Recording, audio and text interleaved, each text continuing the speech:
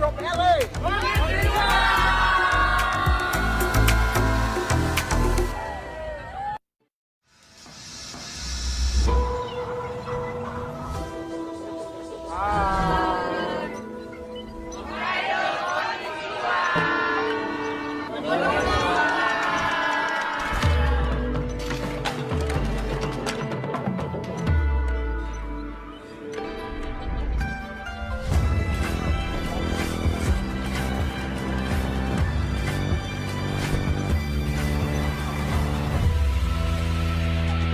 AFC.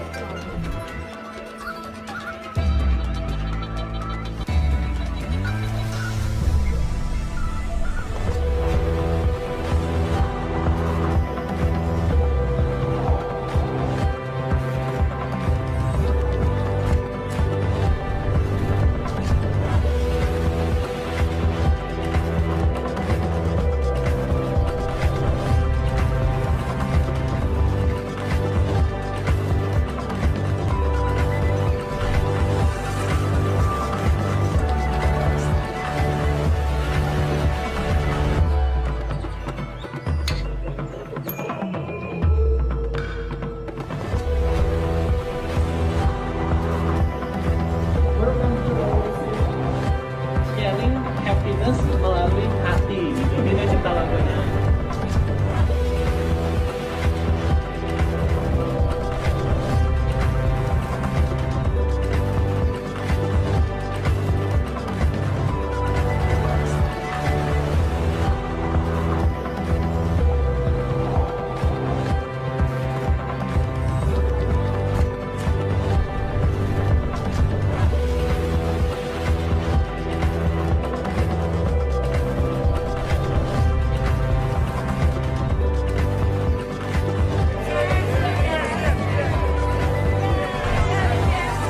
AFC. Ini semua yang akan membuat bisnis kita menjadi suatu momentum yang luar biasa.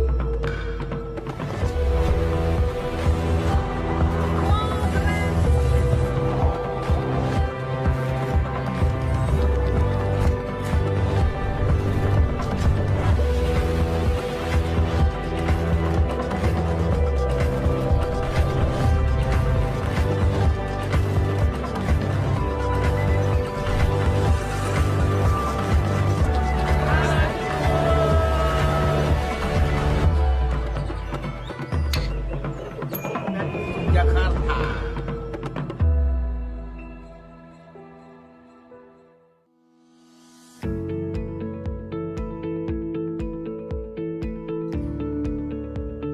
Yang kami hormati Direktur AFC Life Science, yang kami hormati GM AFC Life Science, yang kami hormati para leader, kami hormati para hadirin undangan yang berbahagia. Selamat siang, salam sejahtera untuk kita sekalian. Puji syukur kehadiran Tuhan bahwa pada siang hari ini kami dari MURI, Museum Rekor Dunia Indonesia, berada di tengah-tengah ibu bapak sekalian pada suasana yang sangat bahagia. Berdasarkan verifikasi dari AP2LI yang pegang sebagai legalitas dari otoritas perusahaan penjualan berjenjang di Indonesia, AFC Life Science adalah perusahaan dengan pengiriman suplemen kesehatan terbanyak dari Jepang dalam waktu 1 minggu. Mohon tepuk tangan. Untuk izinkanlah sebelum kami persembahkan, akan kami bacakan. Museum Rekor Dunia Indonesia, Piagam Rekor Indonesia nomor 9630/R.Muri/9 Romawi /2020 dicatatkan atas rekor perusahaan pengimpor suplemen kesehatan melalui pengiriman dengan pesawat yang terbanyak dalam waktu 1 minggu. Dipersembahkan kepada yang kita banggakan bersama, AFC Life Science.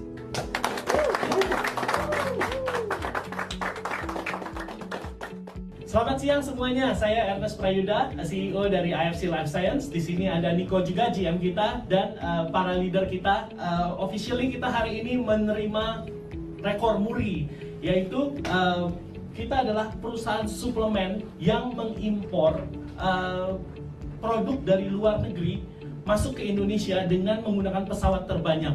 Jadi bukan cuma dari Jepang masuk ke Indonesia, tetapi secara rekor mereka melihat ada kita yang terbanyak yang pernah mengimpor dari luar negeri masuk ke Indonesia dengan menggunakan pesawat terbanyak selama 1 minggu. Bapak dan Ibu, saya cuma mau bilang, ini sebenarnya kita hari ini bukan mau celebration, bukan mau achievement, tetapi kita mau minta maaf kepada Bapak dan Ibu karena terlambatnya produk datang. Tapi kita mau buktikan Bapak dan Ibu hari ini bahwa kita sudah di manajemen melakukan yang terbaik, membawa produk dari Jepang menggunakan pesawat yang terbanyak Bapak dan Ibu. Di Jepang sendiri yang membawa produk pakai pesawat itu cuma tuna yang paling mahal ya, Toro ya Bapak dan Ibu ya. Jadi kita di manajemen pertama mau minta maaf sekali lagi, barang datang terlambat. Tetapi pada hari ini kami membuktikan di manajemen bahwa kami melakukan yang terbaik agar barang cepat sampai. Begitu aja dari kami semua. Terima kasih, kami terima rekor ini, dan rekor ini again bukan sebagai celebration tapi permintaan maaf kami. Terima kasih semuanya. Konnichiwa.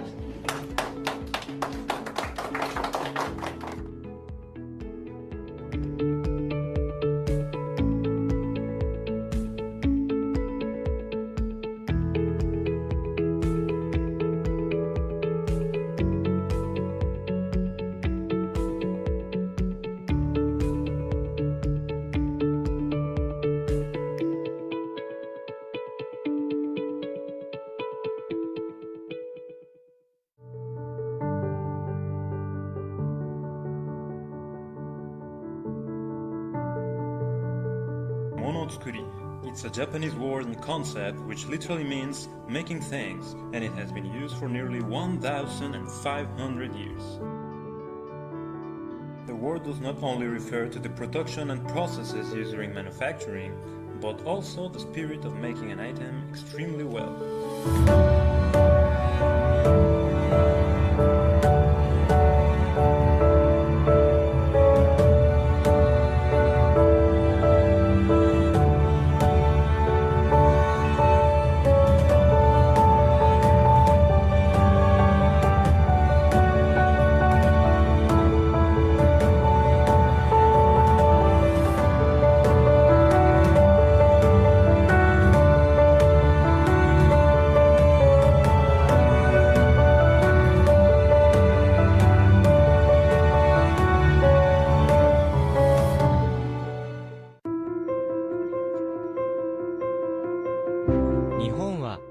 化と文化が豊かな国で何百年もの間実践されてきました。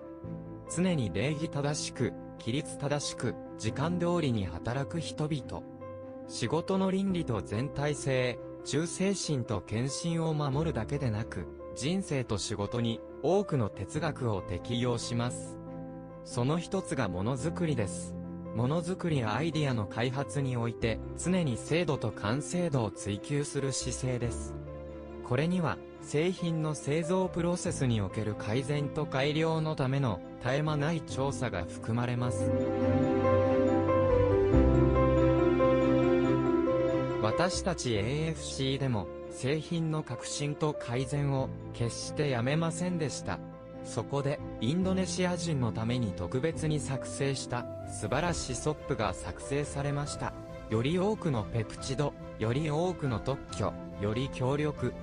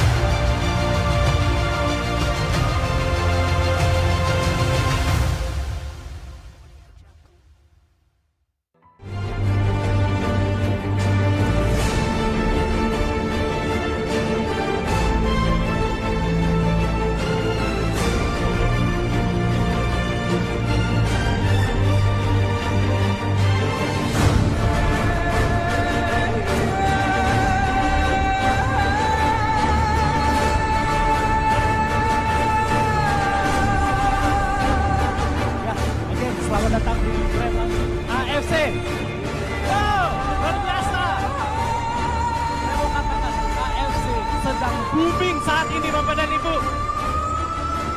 Saat go public Bapak dan Ibu. Semua tidak akan meremehkan lagi. Lakukan dengan menyebarkan kebaikan. Spread happiness.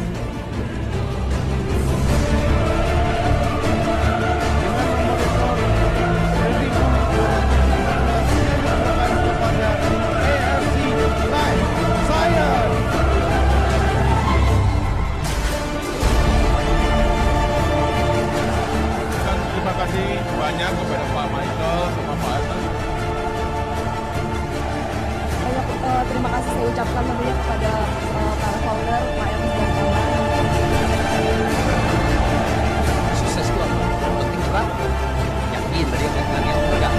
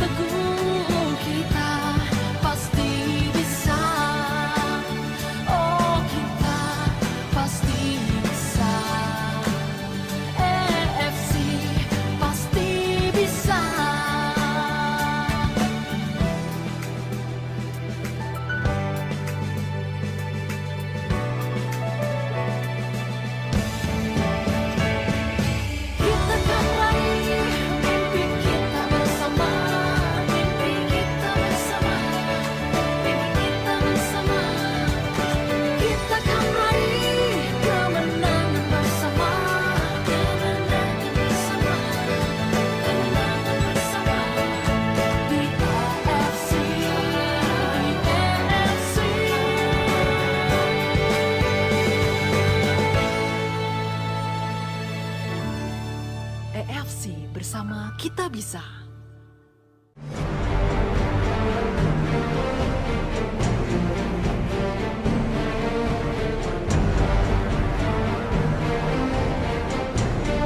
Bapak Ibu, malam ini saya cuma mau bilang bahwa AFC di Indonesia itu adalah untuk family.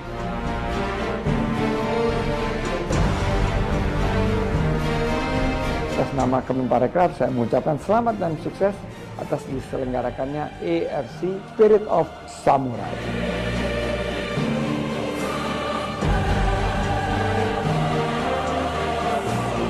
Malam hari ini bukan untuk saya, bukan untuk Pak Michael, bukan untuk Niko, tapi malam hari ini adalah kita ciptakan untuk saudara. Teman-teman adalah pemenang, kita mau sambut Anda. Malam hari ini adalah malam Anda ya teman-teman. Di sini saya sampaikan pada teman-teman hebat semua, teruslah berjuang. AFC merupakan wadah transformasi bagi kita semua, sehingga bisa meraih impian-impian kita yang hebat.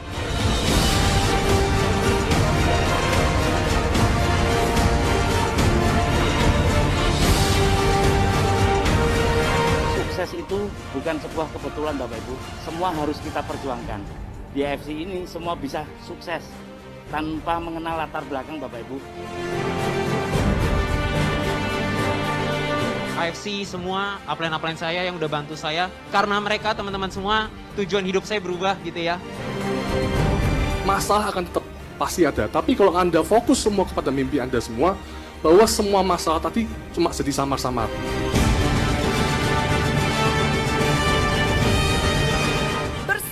Dan bermanfaat baik di AFC ataupun lingkungan sekitar kita. AFC, together we go stronger. Saya bisa, Anda pasti bisa. Panggung ini milik Anda.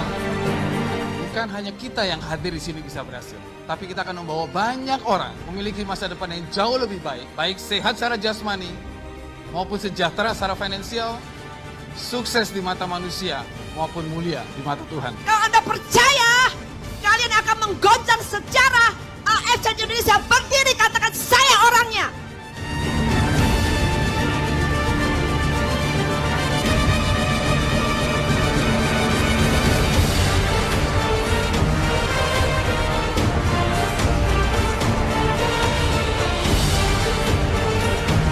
Keluarga ini berjasa besar, begitu juga Ernest, Helen, Niko, dan sebagainya. Kalian bikin hal yang menurut aku nggak masuk di akal. Tapi kalian berikan hidup yang lebih hebat, baik buat aku, juga ratusan ribu tim aku, dan seperti kata Ernest mungkin akan jutaan tim aku. Kita pasti bisa, kita pasti sukses. Kita pasti bisa. Kita pasti sukses. Kita pasti bisa. Kita pasti sukses. Kita pasti bisa. Kita pasti sukses.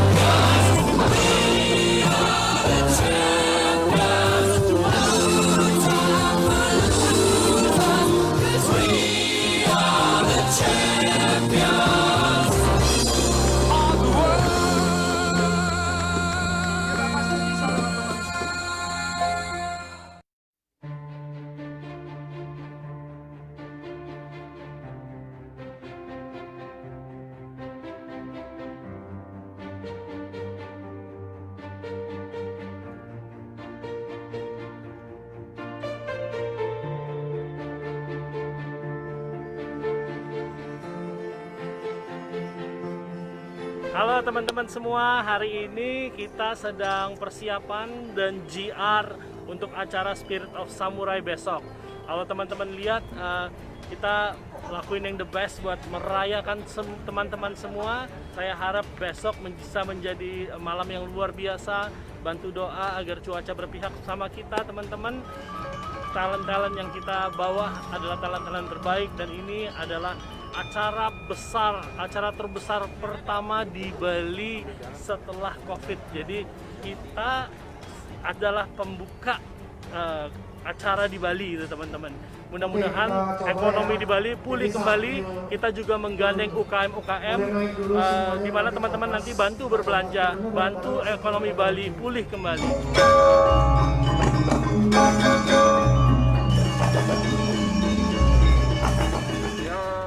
Ya kalau sendiri gitu loh. Kalau ada beberapa sih oke ya. Ini benar-benar kan Bapak gini.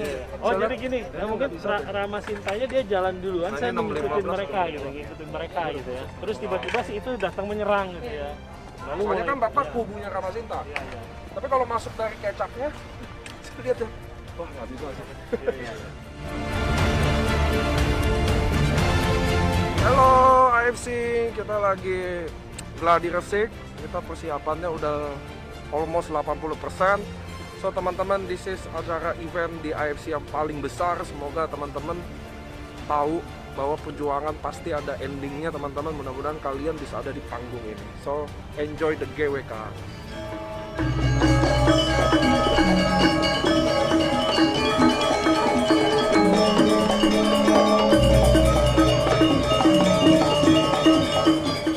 Bro, lu jangan lupa penonton kan suruh berdiri dulu bro.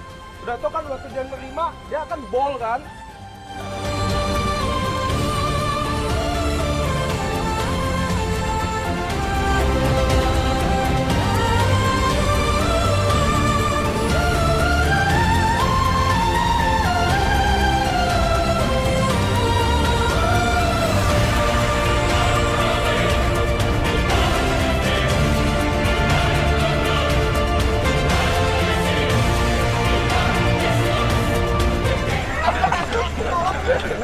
Tangannya tangan baik katanya.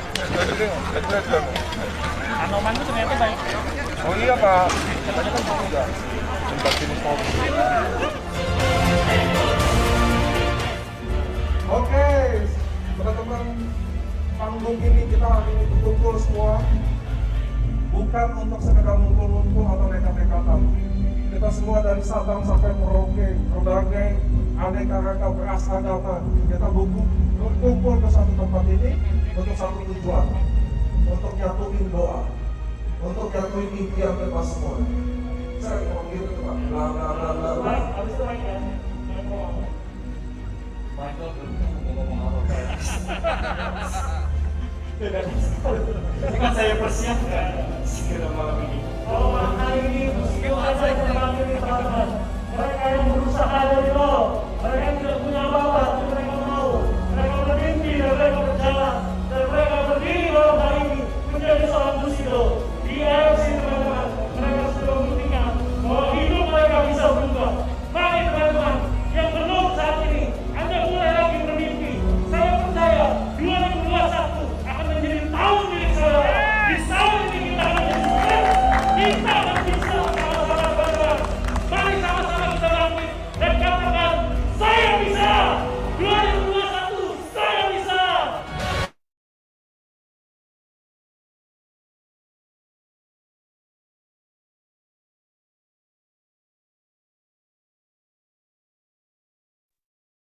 Halo, selamat sore teman-teman semua. Kita sudah sampai di penghujung tahun. Ini benar-benar udah benar-benar di ujung banget. Hari ini di tanggal 31 yang beberapa mungkin 9 jam lagi itu udah kita masuk tahun yang baru. Saya mau ucapin in advance selamat tahun baru buat semuanya. Semoga di tahun depan, tahun yang baru, semuanya bisa lebih baik dari tahun ini. Oke, jadi sebagai penutup akhir tahun ini kita mau seminar seperti biasa karena hari ini jatuhnya di hari Sabtu. Jadi kita hari ini mau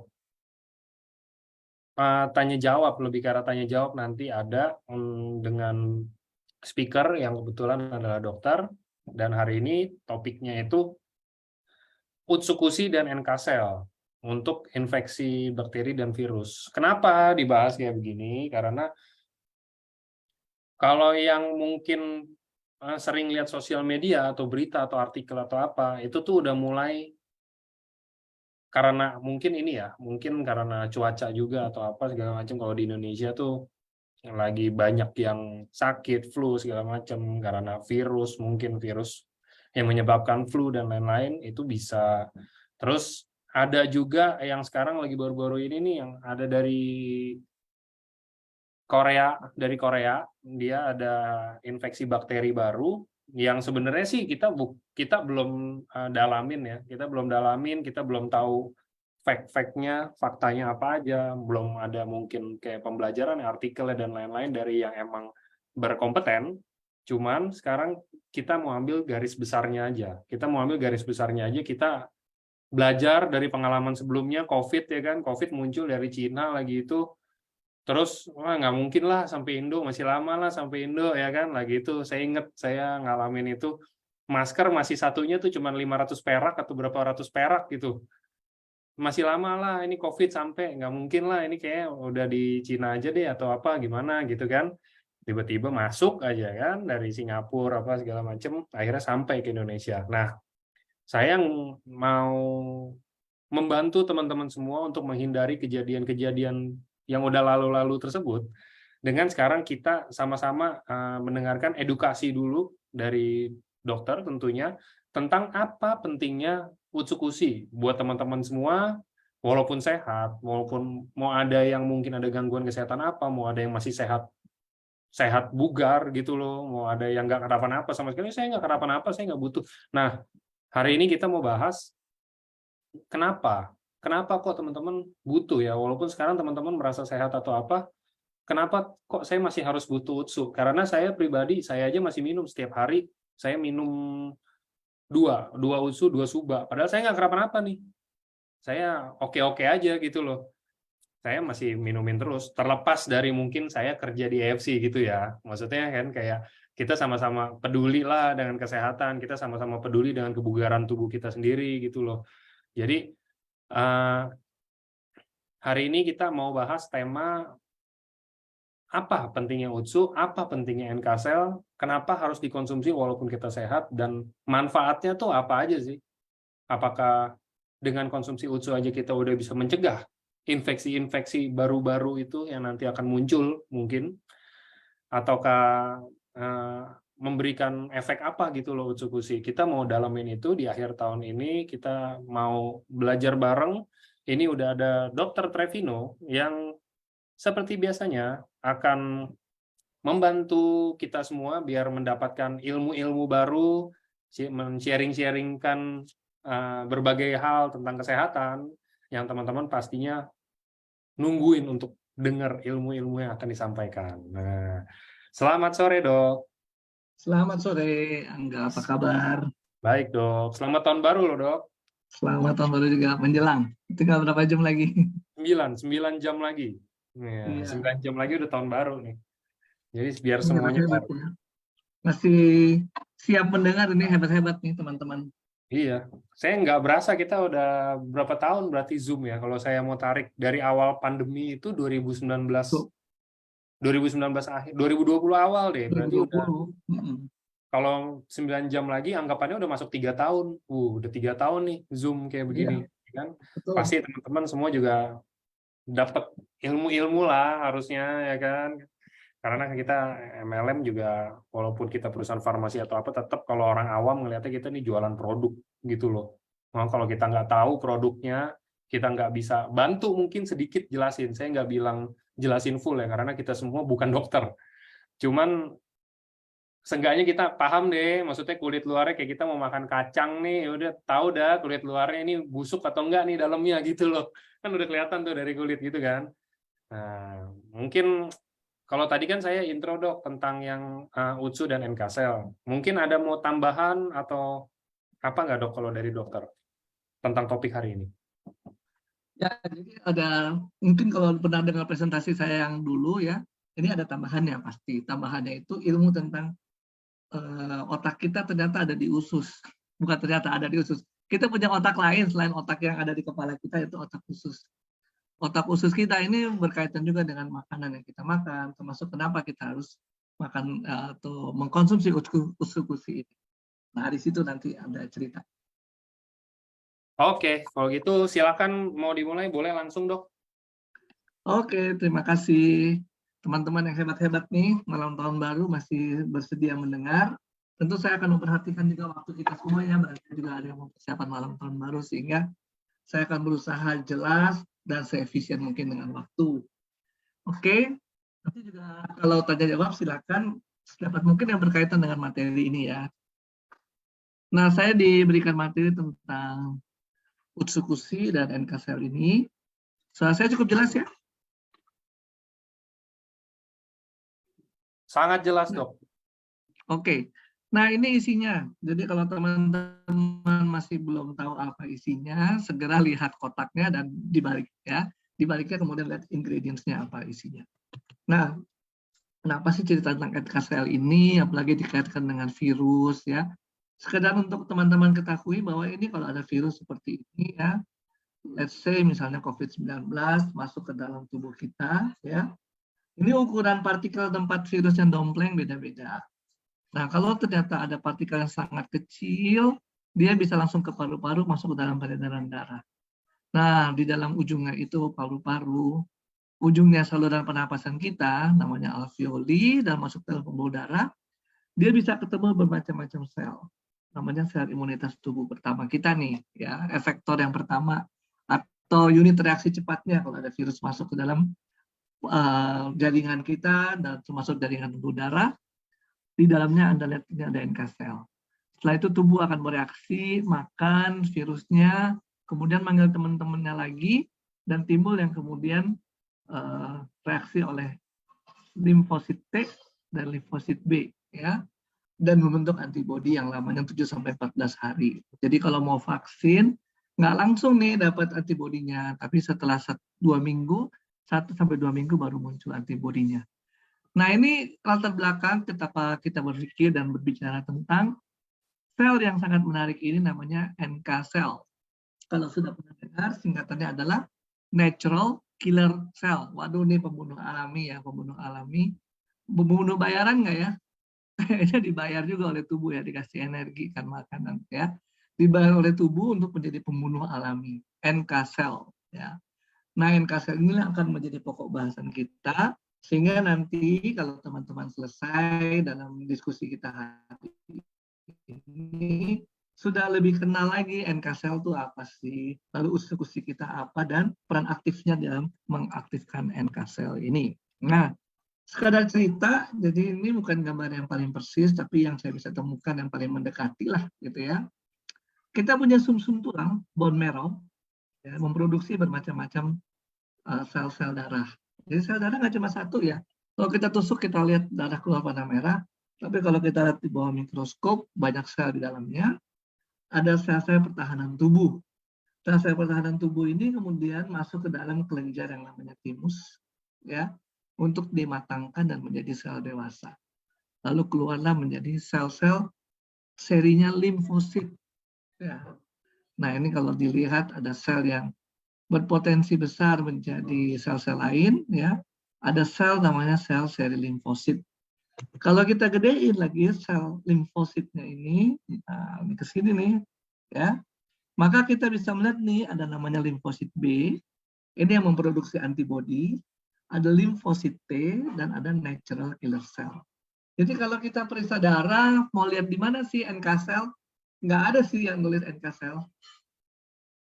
Nggak ada yang nulis NK cell, tapi tulisnya limfosit, ya, limfosit. Jarang sih yang tulis NK cell, mungkin ada, tapi labnya lab tertentu. Kalau kita ke lab biasa-biasa aja dan kita minta hitung jenis limfosit, maka kita akan dapatkan sel-sel limfosit aja, ya, limfosit. Di dalamnya ada natural killer cell, ya. Nah, sekali lagi kalau kita lihat bahwa dia adalah efektor nih, ya. Jadi dia ketika menangkap si virus, ya, ditelan di sini, kemudian dia memanggil teman-temannya, sehingga teman-teman ini ada T cell dan B cell dalam sekian hari memproduksi yang namanya antibodi. Jadi itu kira-kira NK cell kita. NK cell ini mengkonsumsi ya, mengkonsumsi virus atau bakteri, ya, ataupun benda asing lain, ataupun sel-sel yang rusak ya, yang dianggap bukan bagian dari tubuh manusia, maka itu yang kemudian dikonsumsi oleh sel-sel ini. Setelah dia makan sel-sel ini, kemudian atau bakteri atau virus, kemudian akan timbul reaksi kimia yang kemudian memanggil B sel ini untuk menjadi sel-sel B ini, limfosit B, untuk membentuk antibodi. Jadi antibodi ini sangat spesifik. Ya. Jadi kalau antibodi terhadap jamur A, ya antibodinya buat jamur A aja. Ketika ada jamur B, ya nggak bisa. Ya. Dan sekali lagi, munculnya reaksi itu dari NK sel. Jadi NK sel ini sangat penting untuk cerdas ya. Cerdas bisa membedakan mana tubuh kita dan bukan tubuh kita. Kemudian bisa cerdas dalam menelan kumannya, virusnya, kemudian kasih tahu teman-temannya untuk memanggil B cell, ya, membentuk antibodi. Reaksi ini kira-kira 7-14 hari. Ini bukan reaksi yang cepat ya, tapi relatif cepat. Ya, yang paling cepat ya NK cell ini. Kemudian untuk membentuk antibodi 7-14 hari. Nah, itu tahap pertama pada sesi ini, yaitu kita mengenal NK cell. Jadi kalau ditanya NK cell itu apa? Adalah sel pertahanan tubuh, bagian dari serinya limfosit. Kalau kita melihat di dalam pemeriksaan darah, maka kita hanya melihat serinya limfosit. Ya, limfosit kadarnya berapa. Ya. Nah, kemudian apa sih kaitannya dengan pembahasan usus-usi? Nah, ini saya ambil satu gambar yang kira-kira mestinya bisa menggambarkan tulisannya ya. You are what you eat. Kamu adalah apa yang kamu makan. Ya, dan kita lihat di sini ada kayaknya kentang goreng, nih, ada burger sama minuman soda, ya. Dan kalau dilihat ini bukan gambar burger yang manis dan enak dan cantik, ya, tapi kelihatannya mengerikan. Jadi you are what you eat adalah menggambarkan kamu akan jadi apa sesuai dengan apa yang kamu makan. Nah, makanya di sini ada statement. Sekarang orang berpikir mekanisme penyakit bermula dari sistem pencernaan. Jadi dari mana sih penyakit-penyakit itu timbul? Mau itu penyakit diare, atau mungkin kesulitan apapun dalam saluran cerna, sampai penyakit-penyakit yang diabetes, kanker, semua larinya dari saluran pencernaan. Sekarang banyak teori kedokteran mengarah ke situ. Ya. Kenapa sih mengarah ke situ? Ya.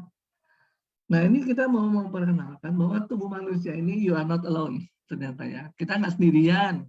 Ya. Tubuh kita ini ternyata banyak sekali bakteri yang tinggal bersama-sama dengan kita. Jadi kita ini nggak sendirian.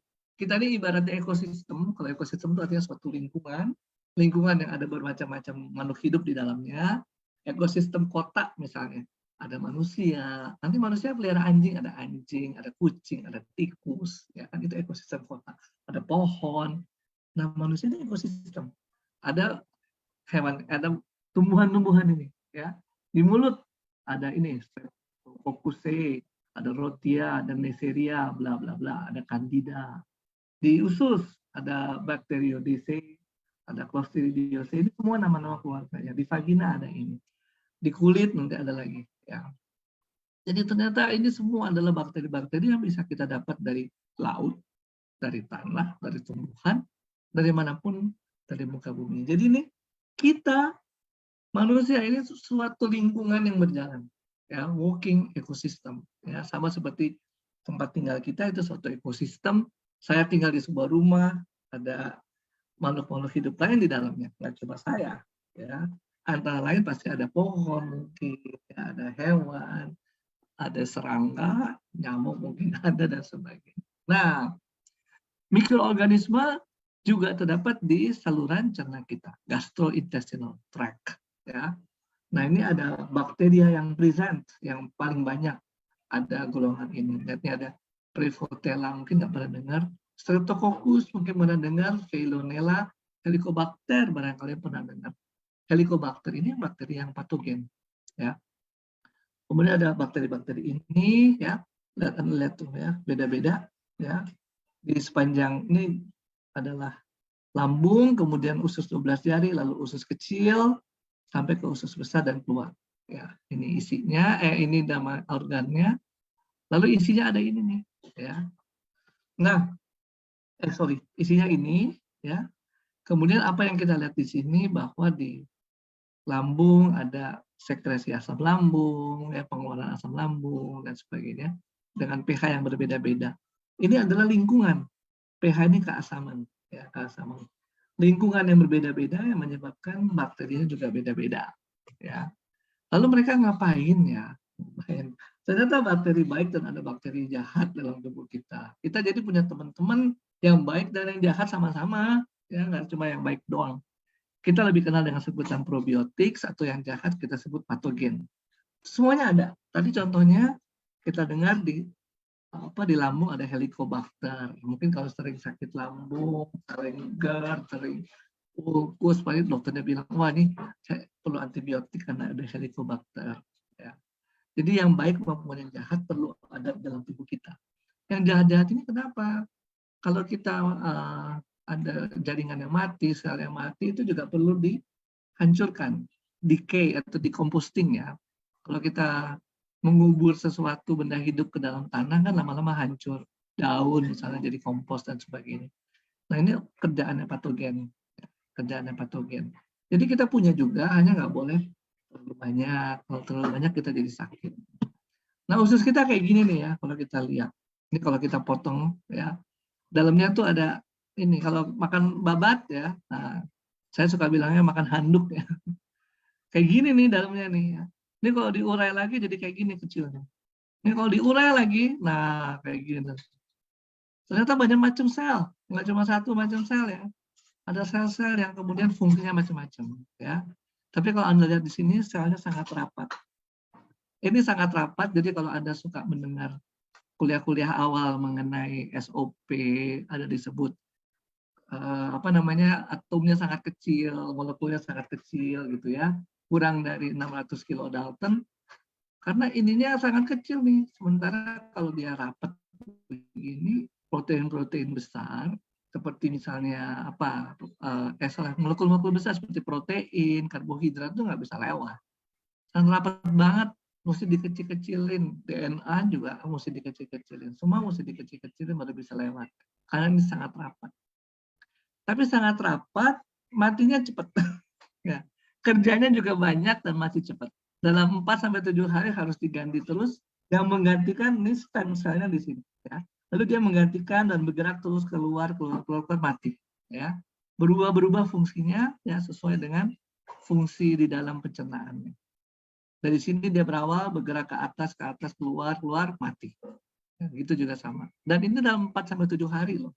Jadi bayangkan kita punya stem cell di usus ini harus cepat sekali berputar.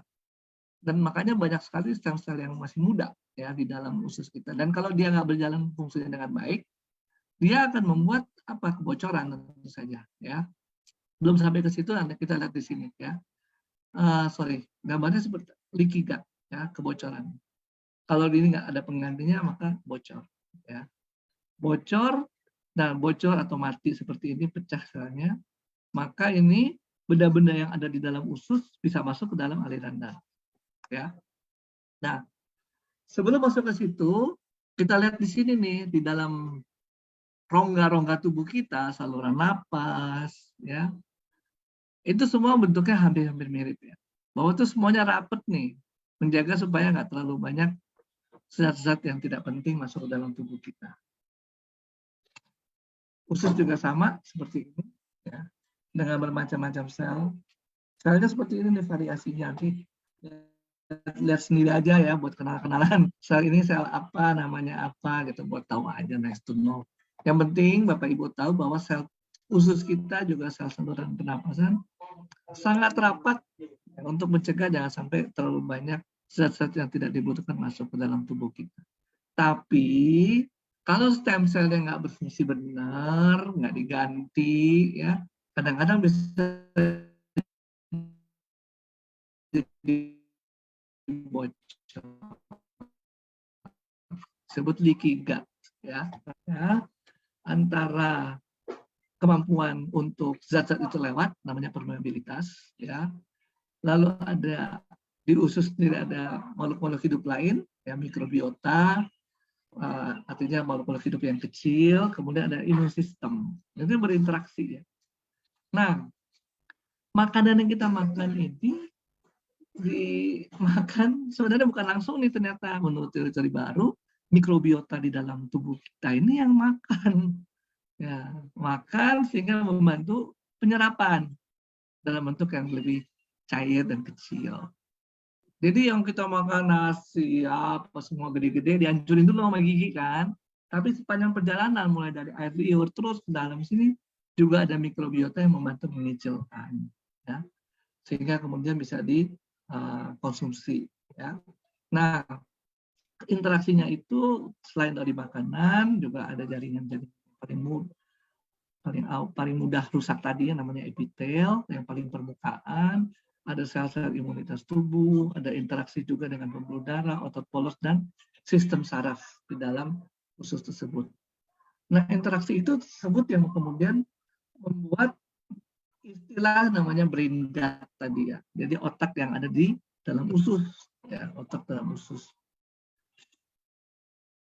Dan otak dalam usus itu berinteraksi untuk menimbulkan bagaimana tubuh kita merespon ya terhadap kebutuhan-kebutuhan apapun juga ya, makanan dan sebagainya, juga termasuk adanya benda asing, makhluk asing dan sebagainya ya.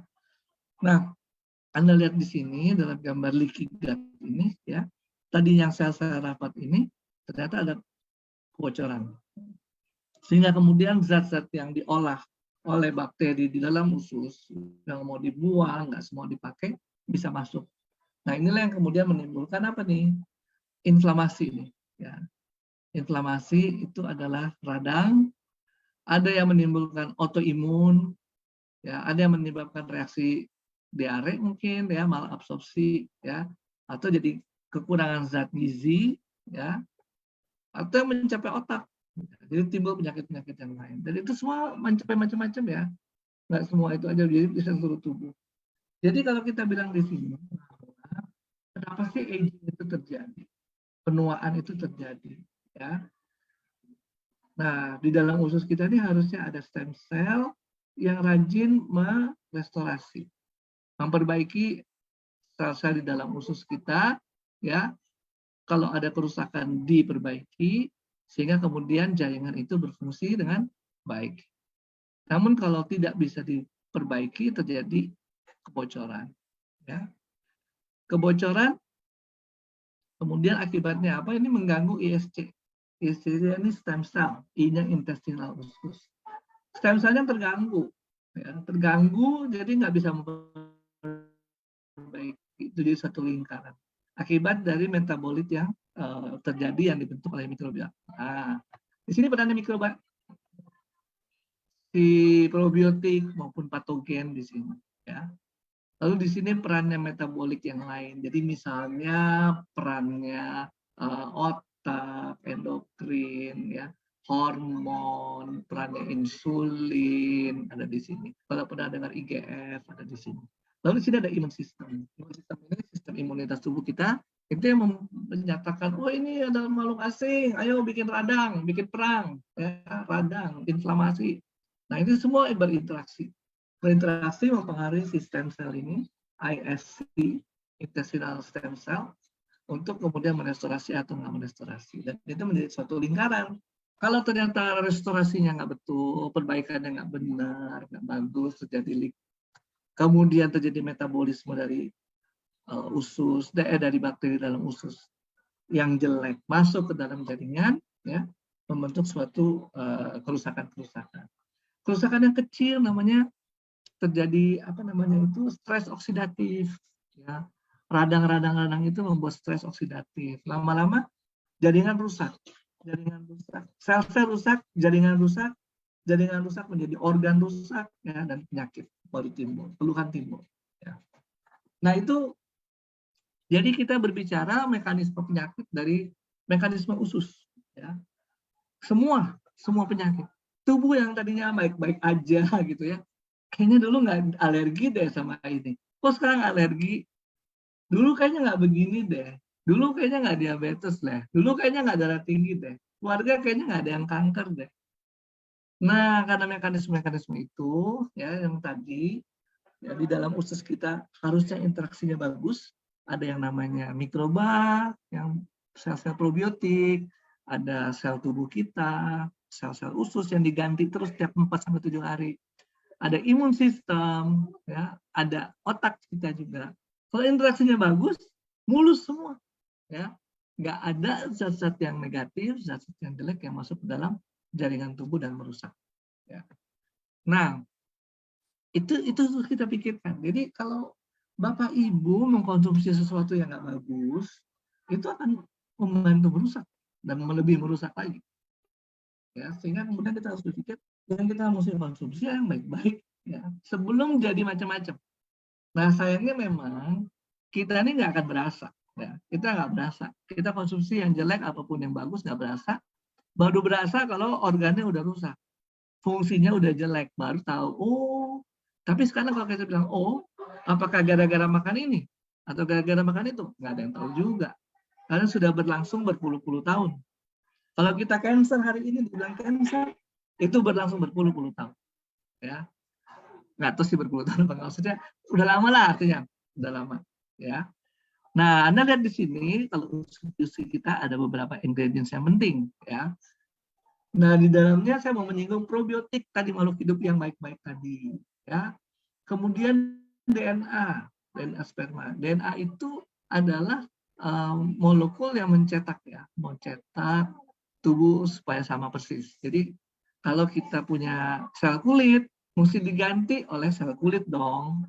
Jangan sel kulit diganti sel telinga, gitu misalnya. Selnya sama, tapi jadi kulit apa jadi telinga, nah itu kerja lingkungan. DNA-nya sama, dan DNA ini perlu untuk cetakan membentuk sel yang sama. Lalu ada beberapa yang bahan aktif seperti fucoidan dan Gagamecombu. Ini yang mungkin hal-hal yang penting untuk kita ketahui berkaitan dengan pembentukan atau pematangan NK sel tadi. Ya. Nah, manfaatnya ada efek imun activating atau mengaktifkan pertahanan tubuh. Ya, dari Gagamecombu tadi, fucoidan tersebut adalah, pernah saya singgung ya, fucoidan itu salah satu karbohidrat ya. Itu ternyata membantu mengaktifasi sistem imun. Kalau sistem imunnya berjalan baik melalui NK sel tadi sudah disebut ya, NK sel di depan. Fungsinya mengenal apa-apa yang bukan dari tubuh kita, termasuk jaringan sel yang rusak. Makanya dia punya efek anti tumor, karena tumor itu dianggap bukan jaringan tubuh kita. Kenapa dia bukan jaringan tubuh kita? Dia nggak nurut, dia mau jadi tumbuh terus makin gede. Nah, itu nggak benar dong, ya, dia bukan tubuh kita. Jadi kalau NK selnya bagus, maka dia punya efek anti tumor, dia punya efek anti kanker, ya, dan juga supresi terhadap obat-obatan anti kanker. Jadi obat-obatan kanker itu kan punya efek samping. Nah, ini efek sampingnya yang ditekan oleh usus-usus. Punya mekanisme untuk terhadap infeksi hepatitis C. Itu virus nih, hepatitis C. Jadi kalau NK selnya bagus, bisa mengenal virus hepatitis C, juga bisa membantu menyelesaikan masalah hepatitis C. Sekali lagi ya, ini adalah paten fungsi yang dipatenkan oleh Jepang. Nggak percaya, ya buktikan sendiri gitu ya. Karena kalau menurut saya sih, selama juga saya pernah 2 bulan ya jadi visiting professor di Jepang, jadi exchange teacher di sana. Ngomong-ngomong saya pekerjaannya dosen, dan saya juga pernah jadi exchange teacher di Jepang. Jepang tuh mana pernah jual barang-barang aneh, KW gitu, nggak ada. Dia dignity-nya tinggi. Jadi kalau dia bilang statement-nya seperti ini, itu berarti hasil pembuktian dia. Ya. Jadi yakinlah gitu. Saya pernah bercanda ya di Tokyo. Ya kita beli ini Casio yang murah-murah gitu. Wah, malah mereka tersinggung dibilang kayak gitu. Nggak ada di sini jam-jam tipu ya, jam-jam gitu nggak ada. Merek Jepang yang asli semua benar-benar asli. Nah, apalagi barang-barang kayak begini, kalau dia bikin statement bahwa ini sudah berfungsi A, B, C, D, itu berarti sudah terbukti. Nah, itu yang kedua, manfaatnya adalah anti tumor ya, melalui tadi sudah disebut ya. Kemudian aktivitas regenerasi jaringan. Jadi regenerasi jaringan, jadi sel memproduksi sel baru kan, ya perlu tuh bahan cetakannya antara lain DNA. Makanya itu penting. Lalu secara spesifik dia bilang menghambat Helicobacter pylori. Itu benar melalui mekanisme yang tadi ya, tadi yang di usus tadi ya, di usus tadi itu ya, ada di situ probiotik ya, probiotik FK23 itu. Probiotik itu adalah membantu mencerna makanan yang kita masuk sehingga kemudian dia memproduksi zat-zat makanan yang dibutuhkan tubuh kita. Itu probiotik tugasnya seperti itu. Lalu ada tadi bakteri patogen. Kalau bakteri patogen merusak sel-sel yang mati, ya, decomposting. Nah, salah satu bakteri patogen yang ada Helicobacter. Jadi kalau Helicobacter ini kemudian lebih hebat daripada bakteri-bakteri yang baik, maka timbul ukus, ya, ukus tukak peptik, ya. Lain bukan sakit mah, yang lebih dalam dari sakit mah. Nah, sekali lagi si usus ini punya probiotik di dalamnya. Dan probiotik tadi bagian dari yang mengkonsumsi, ya, mengkonsumsi sehingga terjadi nutrisi yang sehat-sehat yang dibutuhkan tubuh kita masuk ke dalam tubuh kita. Lalu manfaat ketiga, menghambat proses penuaan. Ini dari mana? Dari antioksidan yang ada di dalam usus tersebut.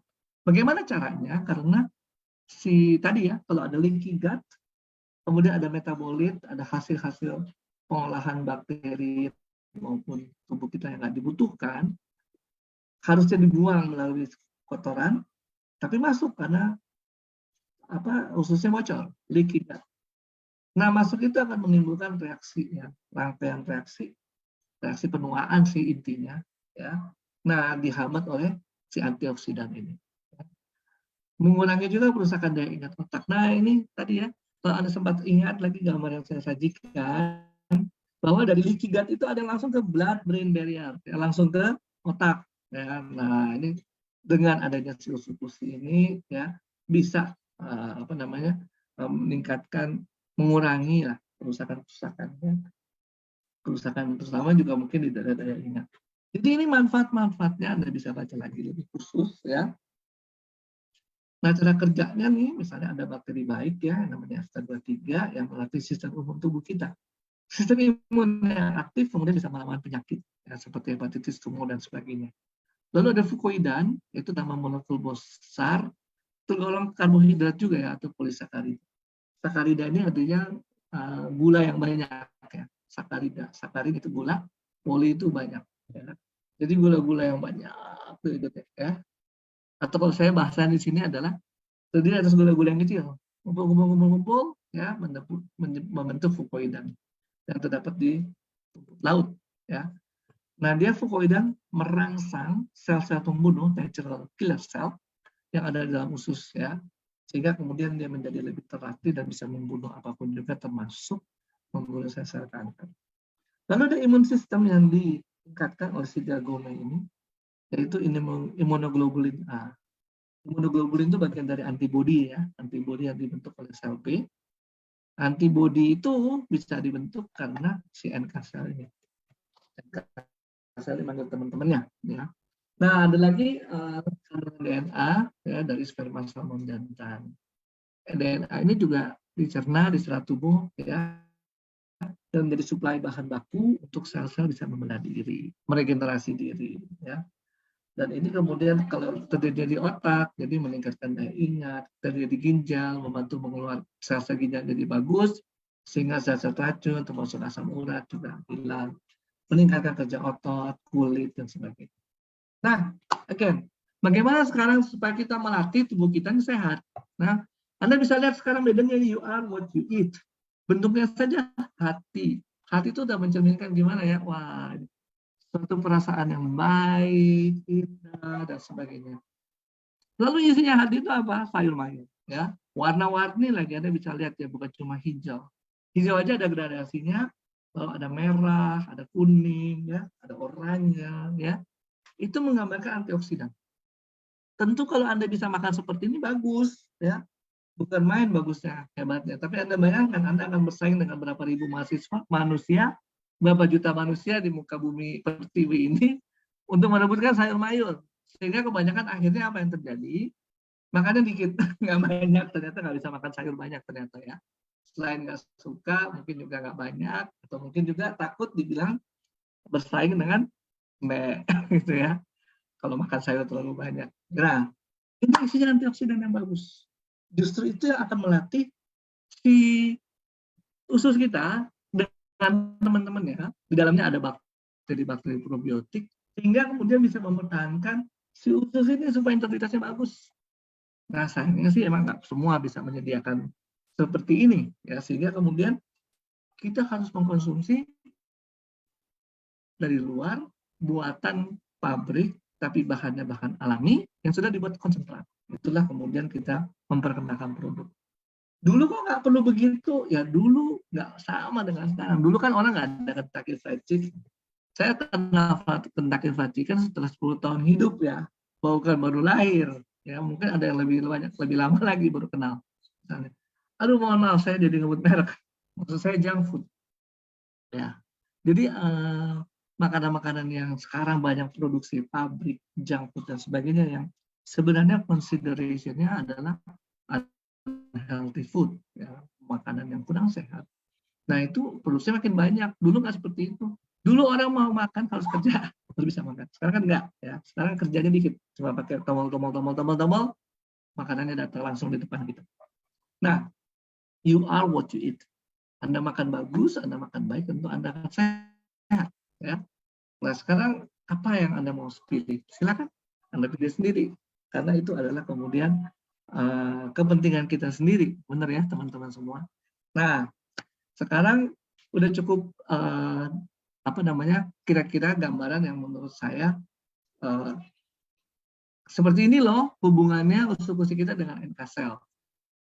Dari mekanisme alaminya bahwa sel-sel di dalam atau usus kita itu harus meregenerasi diri untuk menjaga kesehatan tubuh kita supaya tidak terjadi leaky gut.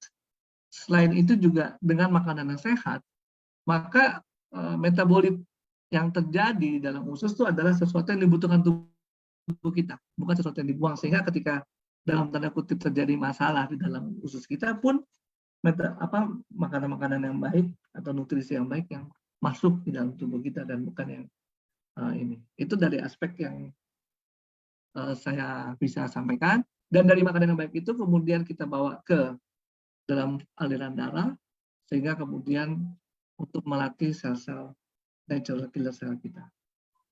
Nah mungkin dari teman-teman ada aspek lain yang mau disorot, yang mungkin lebih detail, tapi saya minta izin, saya akan pindah device, kemudian kita bicaranya tanpa pakai kamera ya. Silakan kalau ada pertanyaan, Mangga. Saya kembalikan kepada Angga, silakan.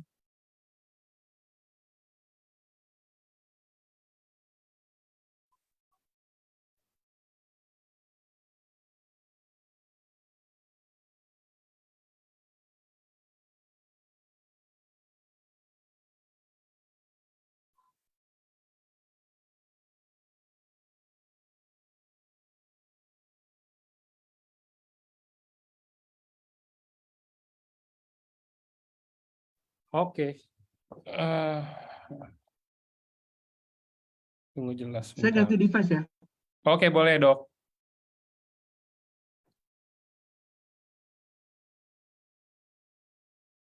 Dikasih ini dong. Apa izin buat? Jadi co-host ya? Unmute. Saya jadiin co-host aja bentar.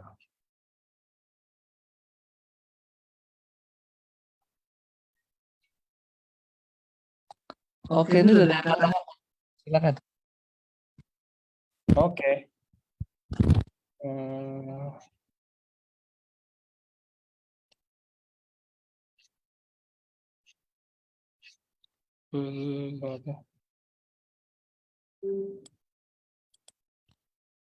Saat ini kanker.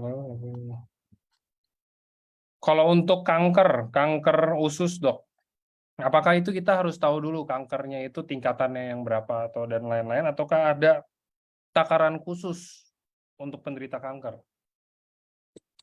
Baik, langsung jawab ya. Baik, untuk orang kanker tuh harus kombinasi.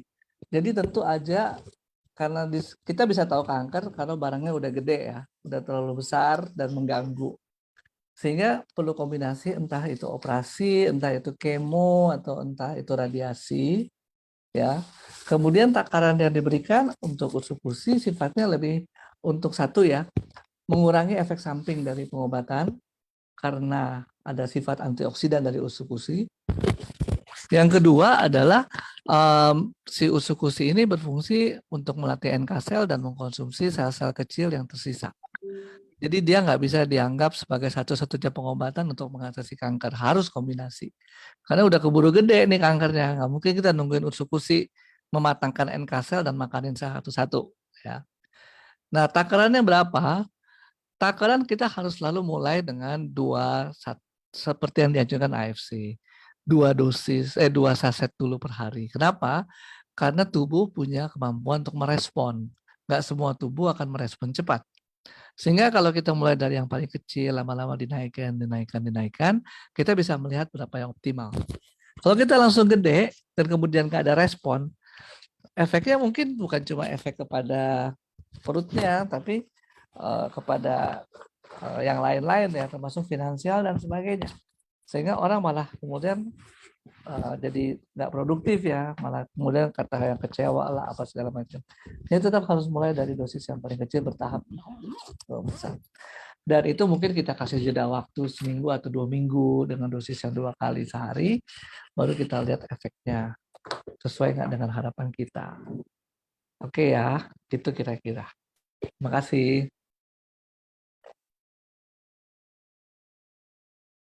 Oke, next. Dokter, apa usukusi bisa takaran untuk mendeteksi tumor? Oke, kalau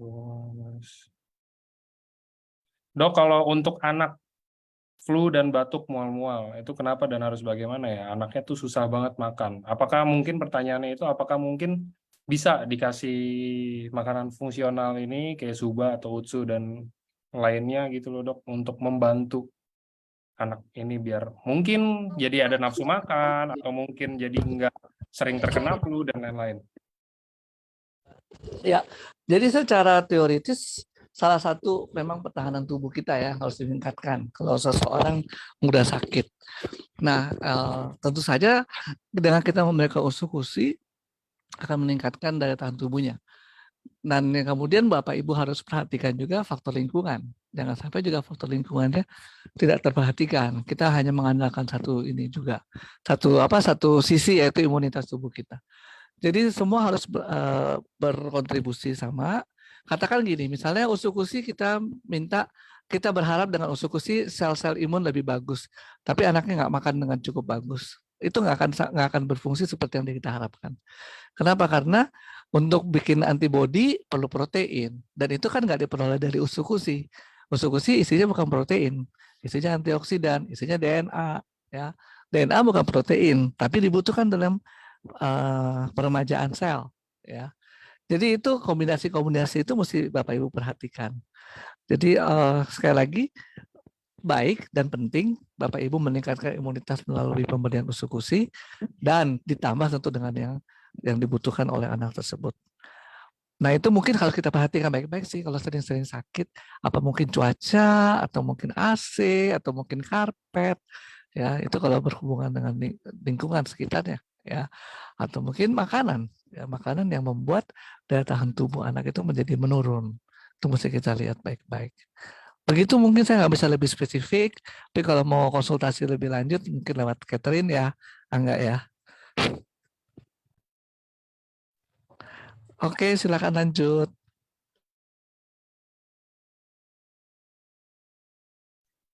Oke, yes, jadi tetap makan juga betul. Jadi jangan semena-mena kayak misalkan, oh iya nih kata dokter Trevino, utsu dan suba bagus untuk ini, terus jadi yang lain mungkin nggak dimakan. Tetap harus ada nutrisi yang lainnya.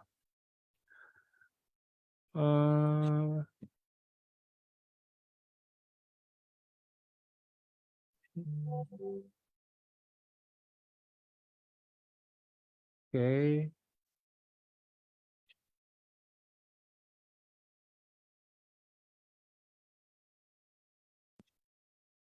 Dok, sorry dok, ini untuk memperjelas saya. Tadi kan ada yang tanya tentang kanker usus. Itu kankernya itu maksudnya apakah berlaku untuk kanker usus saja atau kanker secara general, dok?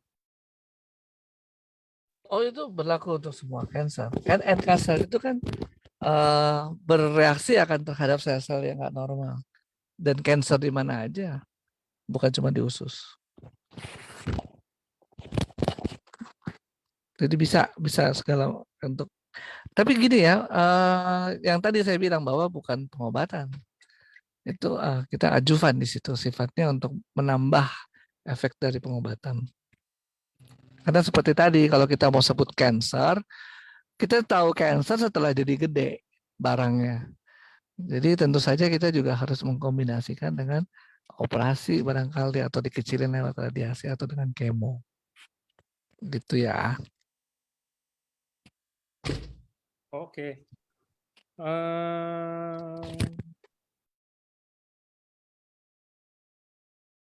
Jadi itu ya teman-teman ya. Jadi maksudnya ini banyak banget pertanyaan. Nggak mungkin kita jawab pertanyaan-pertanyaan itu satu-satu. Maksudnya kayak misalkan ada 10 orang yang nanya tentang tumor atau tentang cancer gitu loh. Itu tadi udah penjelasan in general. Jadi teman-teman bisa aplikasikan, mungkin bisa di pengetahuannya sama lah intinya. Oke. Lalu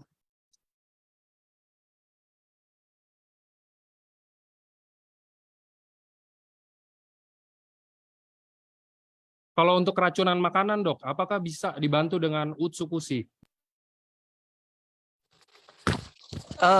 Keracunan makanan ini tergantung apa sih penyebabnya ya, gitu. Jadi harus saya juga nggak bisa mau bilang iya apa enggak ya. Tapi harus tahu dulu nih konteksnya apa dulu, jangan sampai nanti salah ini. Sekali lagi teman-teman secara umum nih kalau mau menjawab bahwa ini bukan treatment ya. Ini adalah makanan sehat. Jadi kalau pertanyaan-pertanyaan tadi kan kesannya lebih mengarah ke pengobatan. Sebenarnya sih bisa punya efek terapeutik, bukan nggak bisa sama sekali, bisa. Yang penting teman-teman harus lihat fungsinya, ya, penempatannya yang benar gitu ya. Jadi jangan sampai kita mengharapkan, oh ini mengurangi rasa sakit ya, enggak juga karena ini bukan obat yang mengurangi sakit misalnya ya. Ini ngecilin kanker, memang secara ininya mengecilkan kanker, tapi kita mau perlu waktu berapa lama, itu yang penting. Jadi justru kalau tadi dengar pendahuluannya dari Mas Angga, kita ini bicara lebih banyak ke pencegahan. Kita bicara ke pencegahan, lebih banyak ke sebelum sakit. Itu yang harus kita tekankan. Karena proses sakit itu, proses cancer, diabetes, semua tuh nggak berasa. Dan apa ya, mulainya dari sangat kecil, bukan langsung gede. Nah, yang sangat kecil ini kalau kita udah start, justru akan lebih berdampak daripada kalau kita nungguin udah gede. Ya. Jadi ini sekali lagi ya, bukan hanya sekedar bicara keracunan makanan, tapi secara umum juga teman-teman ketika mempromosikan produk ini, lebih kepada wellness dan healthy. Ya. Bukan terapi, bukan hanya terapi gitu ya. Boleh dilanjutkan silakan.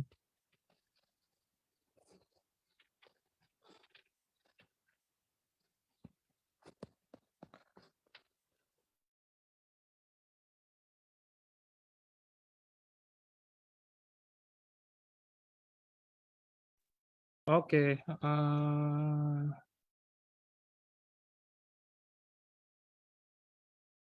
Kalau untuk gejala flu, Dok, kayak batuk yang lama, berdahak, dan itu bisa dibantu nggak dengan produk Utsu atau Subarashi gitu loh?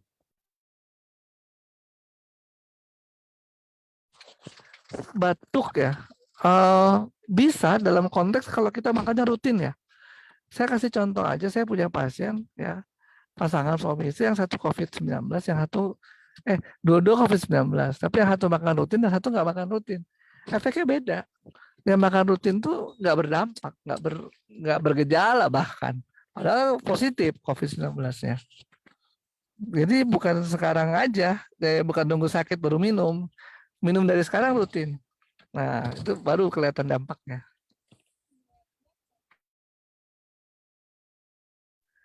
Mangga silahkan lanjutkan. Yes. Atau kalau ini mau tanya lanjut boleh juga dari itu, dari materi tadi. Oke.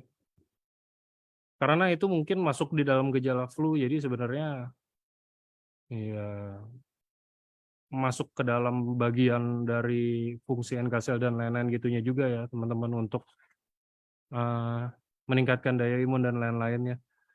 Oke, ini ada yang tanya. Kalau bisa tanyanya langsung ke ininya teman-teman, kolom chat jangan direct ke saya, tapi nggak apa-apa. Ini ada yang tanya, Dok, kalau misalkan kan dibilang Utsukushi itu meningkatkan daya tahan tubuh. Apakah itu sifatnya hanya mencegah, ataukah jika kita udah flu dan lain-lain dan kita konsumsi, apakah ada efeknya? Ya, jadi kalau kita tadi bicara tentang NK cell ya, NK cell itu kan bicara kalau virusnya udah masuk dalam tubuh ya. Kemudian kalau NK cell-nya berfungsi baik, tentu tidak akan terjadi pilek. Kalau kita ngomong virus misalnya ya.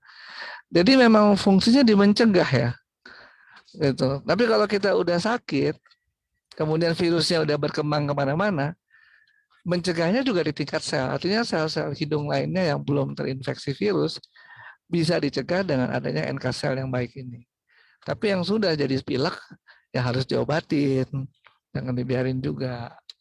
Bisa dalam secara umum sih memang kalau infeksi virus bisa diatasi oleh daya tahan tubuh, kecuali virus HIV.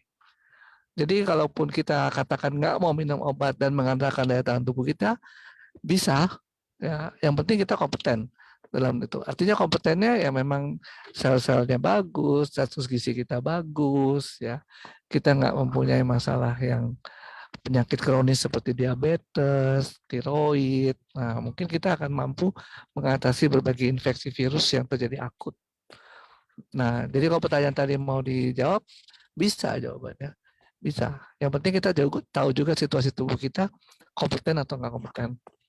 Kebanyakan nih, kalau orang cancer, daya tahan tubuhnya turun, diabetes, penyakit-penyakit kronis ya, daya tahan tubuhnya juga turun. Atau orang minum obat yang rutin dan cukup lama seperti steroid, itu juga daya tahan tubuhnya turun. Jadi nggak kompeten. Nah itu kalau kayak gitu sih mestinya mencari pertolongan dengan obat lain juga. Ya. Sekali lagi ini perannya lebih banyak di meningkatkan imunitas ya, bukan di terapeutik ya, bukan di terapeutik. Oke, mudah-mudahan cukup clear nih bahasanya. Terima kasih.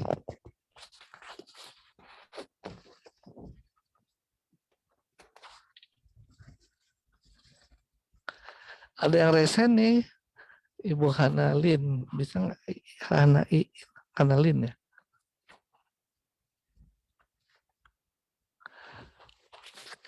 Mau ngomong langsung nih.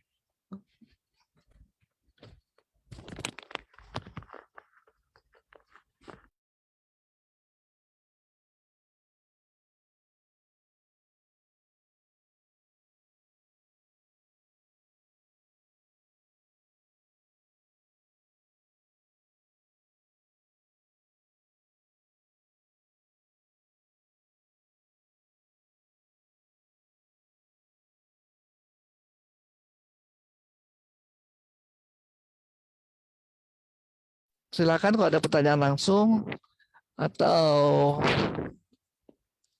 dari moderator nih. Dari moderator silakan.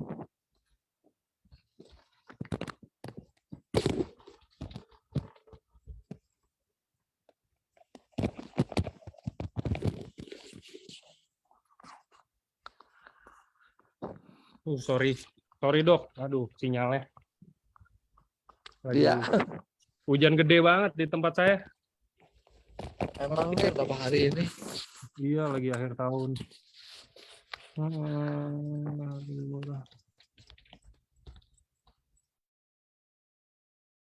Ada yang resen nih, mau isu nih. Harus diulang dok kalau di sini. Jadi ini saya ulang, saya luar dulu. Kalau ada yang mau tanya boleh langsung. Oh, udah nggak jadi yang resen. Oke, tanya langsung boleh kalau ada yang mau ya. Jadi sambil menunggu ya kalau ada pertanyaan teman-teman, jadi saya ini lagi, jadi dengan fungsi NK cell tadi, NK cell itu pembunuh bayaran ya, pembunuh utama alami, itu mengenal segala macam yang bukan bagian dari tubuh kita, bisa bakteri, bisa virus, bisa juga sel-sel yang dianggap bukan sel tubuh kita, termasuk kanker ya. Sehingga kalau dalam bentuk yang kecil-kecil, 1-2 sel NK itu bisa bunuh Tapi kalau udah membentuk cancer yang beratnya 0,5 kilo, diameternya 3 cm, 2 cm, itu udah gede banget ya. Dan daya tahan tubuh kita nggak akan mengkonsumsi segitu besar. Ya, sehingga kemudian harus dikombinasi. Jadi kalau ditanya perannya apa sih?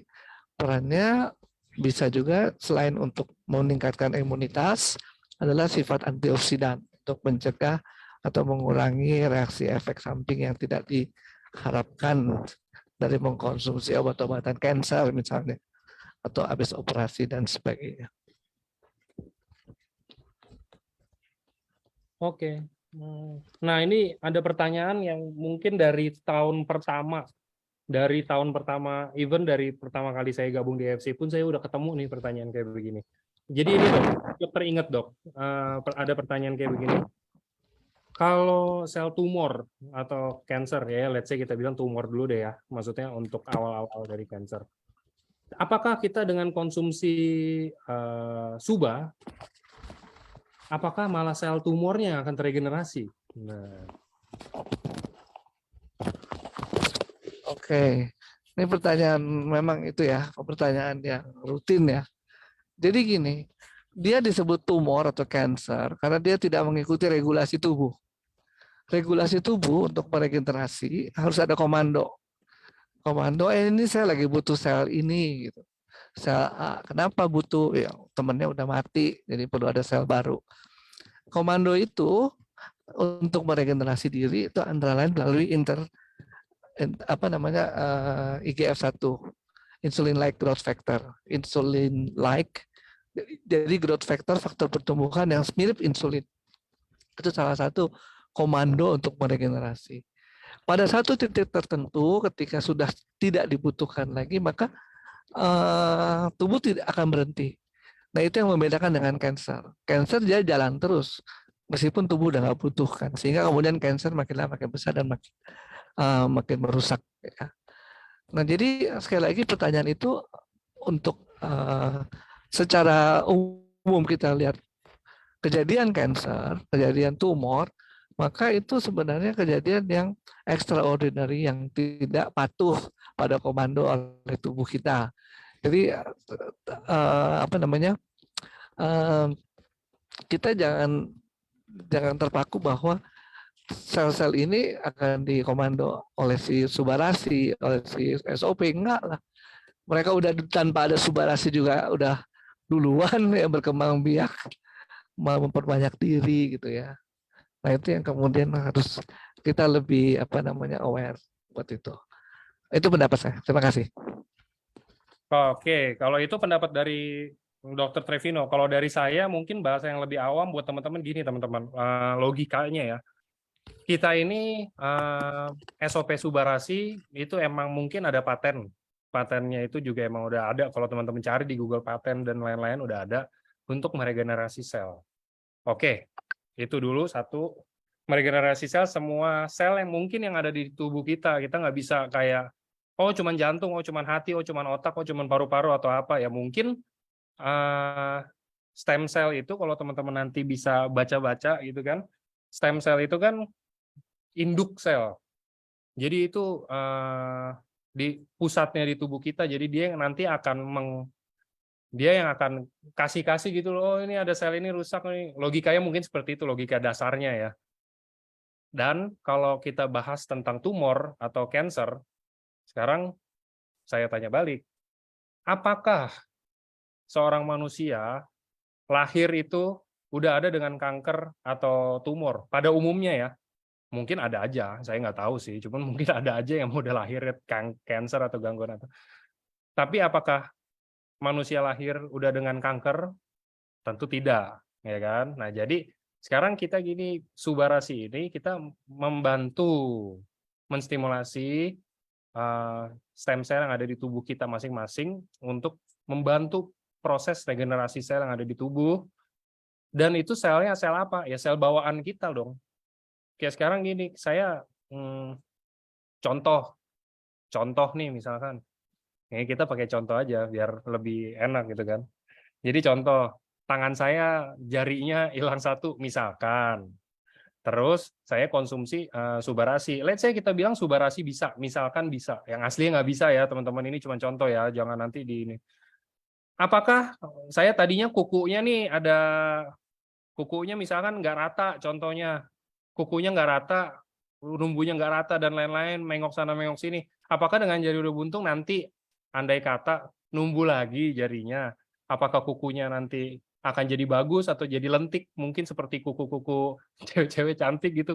Kan enggak, pasti semua balik lagi ke bawaan tubuh kita. Kalau emang saya udah terlahir dengan seperti ini, saya udah terlahir dengan kuku saya yang kayak begitu, ya udah, even mau dibenerin kayak gimana pun tetap kayak begitu aja.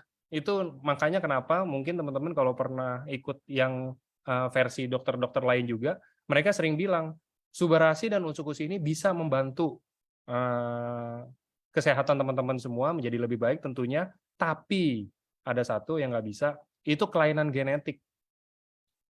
Kayak emang udah bawaan lahir dan lain-lain itu tuh semuanya tuh rada sulit ya, karena emang udah ada apa adanya seperti itu, emang udah dikasihnya seperti itu, nggak ada yang bisa rubah gitu loh. Mungkin diminimalisir bisa, cuman kalau mau dirubah nggak bisa. Itu banyak speaker-speaker yang bicara seperti itu. Oke. Next.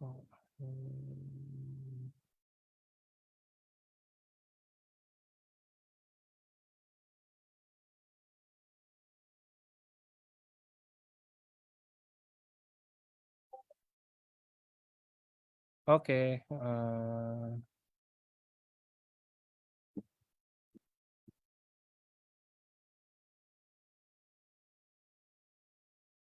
Ini juga, apakah untuk kanker dan tumor udah konsumsi Suba Utsu, apakah perlu masih melakukan kemo? Nah, ini mungkin Dokter Trevino yang bisa lebih kompeten untuk menjawab. Silakan, Dok. Ya baik, tadi udah sempat disinggung sedikit. Bapak Ibu, kalau kita terdiagnosis kanker atau siapapun terdiagnosis kanker, biasanya itu sudah jaringannya besar dan meluas ya, merusak juga jaringan induk atau jaringan sekitarnya. Nah, sedangkan tadi mekanisme NK sel, jadi sel-sel kecil itu memakan sel-sel kanker. Nah, kalau sel kecil itu kan kita nggak bisa lihat ya. Mau kita nggak mungkin dia akan mengkonsumsi dan menghabiskan kanker yang gede. Karena sekali lagi produksi tentaranya juga nggak sebanyak kankernya dan nggak secepat kanker. Ya, itu satu. Jadi tentu saja kalau mau dilawan, tadi saya sudah memberikan satu masukan bahwa kalau perlu dioperasi, kemo atau radiasi itu memang harus. Karena membantu mempercepat mengecilkan atau merusak jaringan kankernya. Dan sekali lagi nggak ada 100% jaminan bahwa misalnya dioperasi aman semua. Nggak. Mungkin ada sel-sel yang kececer. Nah, di situ fungsinya NK sel. Karena NK sel yang ada, katakan produksi tubuh, ya, Anda bisa lihat tuh kalau Anda lihat di dalam di dalam laboratorium ya. Misalnya tulisannya 1000, leukosit 10.000 gitu ya. Berarti itu kan 10.000 sel dibagi per mikroliter darah. Ya. Jadi Anda bayangkan kalau darahnya 5 liter cuma berapa juta sel lah gitu. Mungkin miliar ya, miliar sel. Miliar sel sementara kankernya udah segede apa? Nah, kanker yang satu besarnya sekian senti, jadi itu nggak mungkin sel yang segitu banyak itu juga dikonsentrasikan di tempat kanker. Pasti akan disebar ke seluruh tubuh, sel-sel pertahanan tubuh kita. Jadi sekali lagi kita nggak bisa mengharapkan hanya dengan NK sel makanin kanker itu, nggak mungkin. Jadi pertanyaan tadi bisa dijawab bahwa kita tetap membutuhkan terapi, misalnya operasi atau radiasi untuk membantu mengecilkan. Memang nggak ada 100% jaminan, sehingga kemudian kita membutuhkan NK sel dengan diperkuat oleh Utsukushi tadi, sehingga kemudian bisa membantu mencegah penyebaran atau kekambuhan, atau mencegah terjadinya efek samping dari terapi yang diterima untuk kanker. Mudah-mudahan cukup clear nih teman-teman ya. Yes. Jadi sekali lagi itu untuk meningkatkan ya efek dari pengobatan, meningkatkan efek terapi ya dengan kita mengkonsumsi Utsukushi ini. Oke. Oke, nah ini juga ada yang menarik. Pertanyaannya nih, saya udah konsumsi 1,5 bulan, saya udah konsumsi 2 bulan. Itu kenapa masih belum ada dan lain-lain? Oke, teman-teman. Ini pasti acuannya ini saya nggak tahu deh, mungkin tapi udah tersebar luas ya, testimoni semuanya dari produk-produk kita yang udah dikonsumsi oleh orang-orang dan tiba-tiba mungkin secara ajaib, secara mukjizat dan lain-lain tiba-tiba bisa sembuh dan beliau mungkin bisa aktivitas dan lain-lain lagi. Oke. Itu mungkin terjadi, teman-teman. Makanya kita selalu menekankan itu sangat mungkin terjadi, tapi nggak pasti terjadi. Ya dong, maksudnya itu tergantung tubuh masing-masing manusia beda-beda.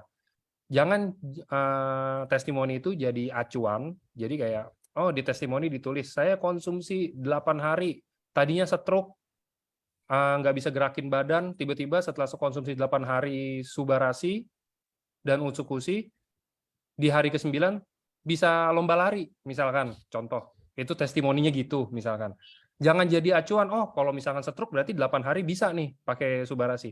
Kita nggak bisa bilang gitu. Mungkin bisa terjadi di teman-teman, saya kan kurang tahu ya, maksudnya kondisi fisik dan lain-lainnya teman-teman itu gimana.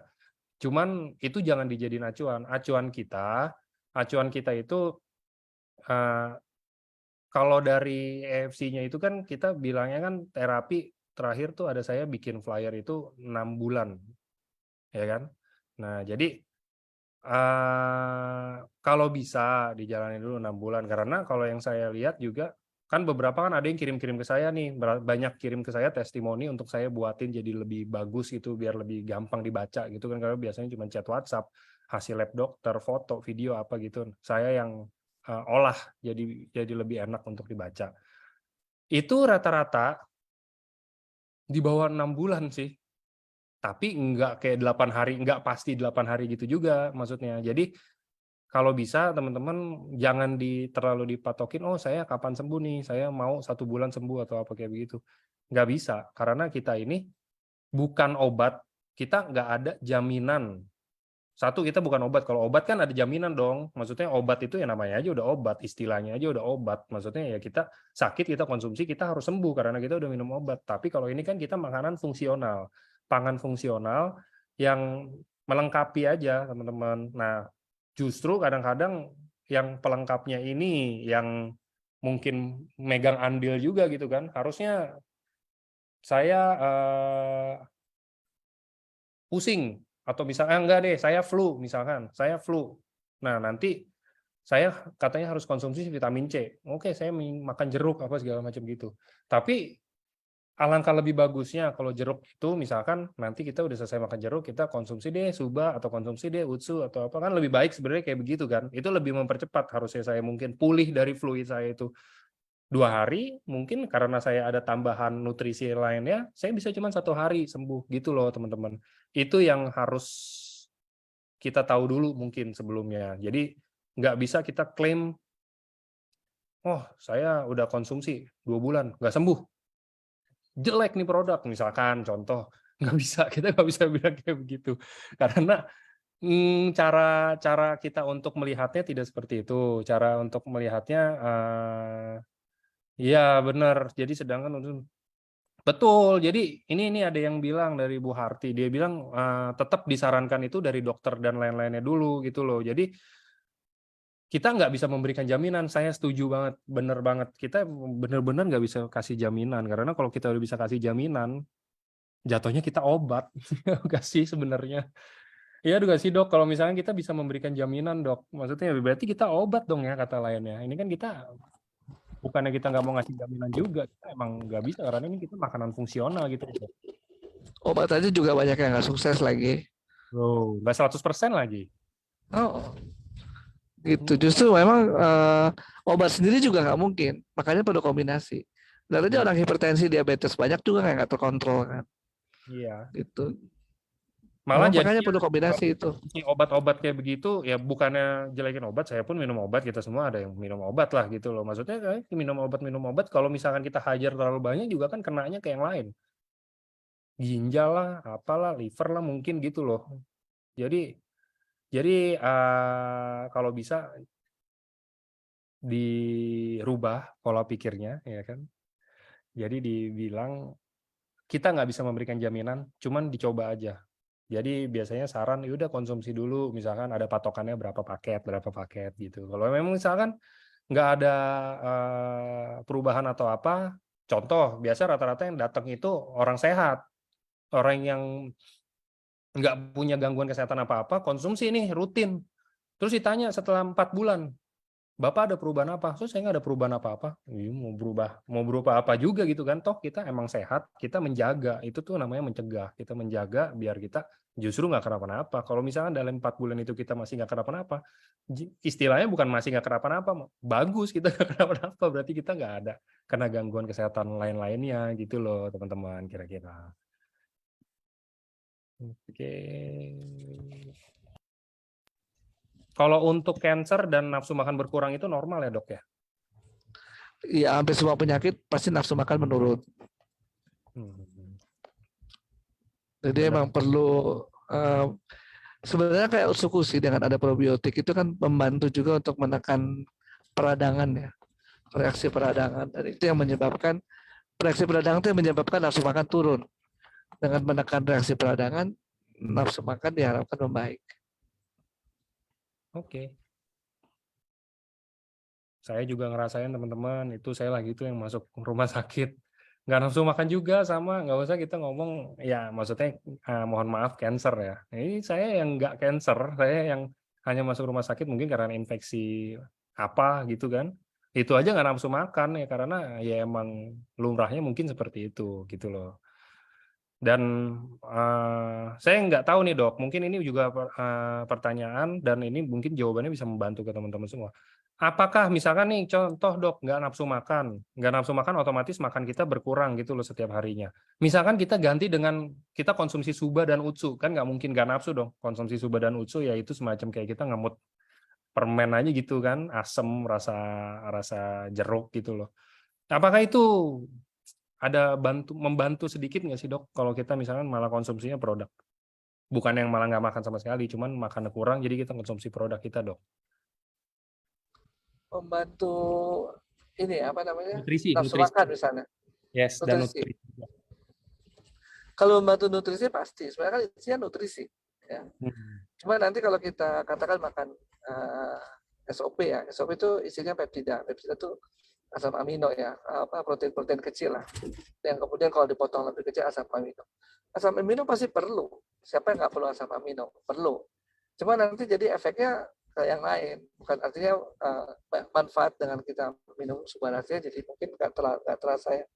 Karena protein yang atau asam amino yang dikandung dari peptida itu akhirnya dipakai tubuh untuk mengisi kekosongan karena nggak makan gitu. Jadi bahan-bahan DNA salmon perlu, siapa yang nggak perlu DNA? Ya perlu untuk regenerasi sel. Tapi nanti yang kita harapkan dengan konsumsi buat ini, pertahanan tubuh misalnya jadi nggak kelihatan karena DNA-nya itu untuk dipakai juga untuk mengisi kekosongan dari konsumsi makanan lain yang nggak ada. Gitu sih, logikanya seperti itu. Yes.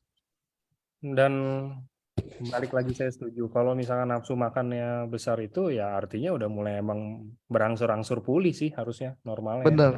Benar betul. ya dok? Iya.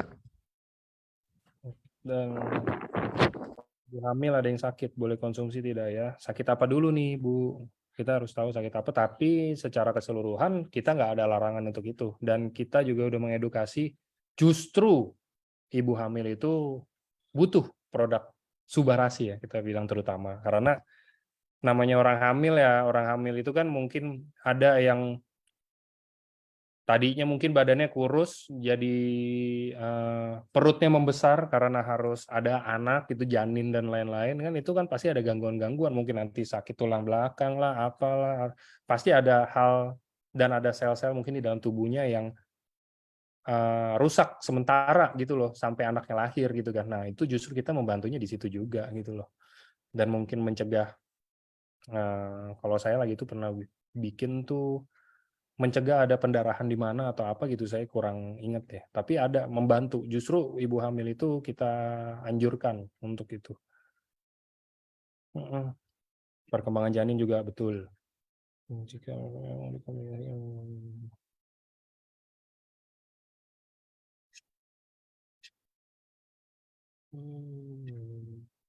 Oke, apakah masih ada yang mau bertanya?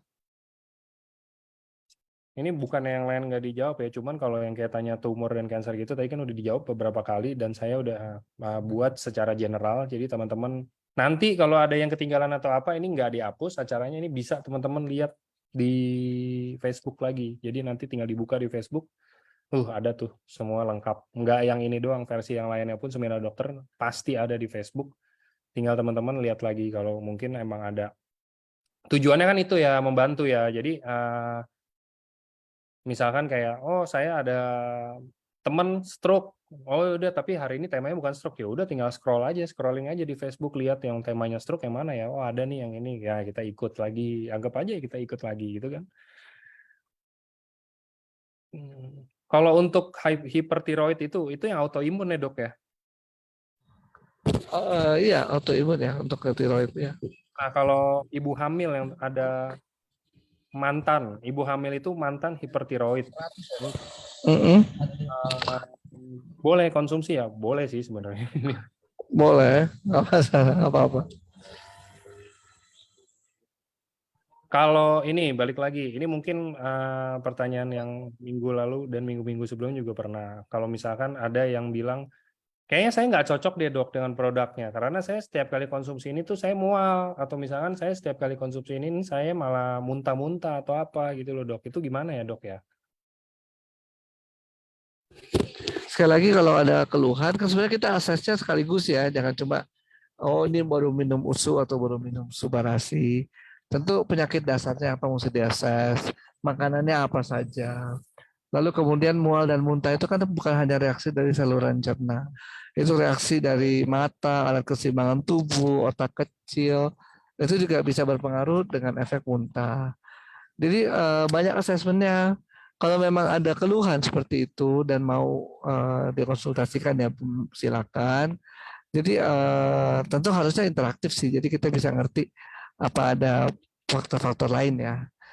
Jadi mual muntah itu kan cuma ujungnya, tapi di belakangnya itu kan reaksi dari segala macam, termasuk mungkin juga dari makan, dari mengkonsumsi produk ya. Tapi bukan satu-satunya faktor ya.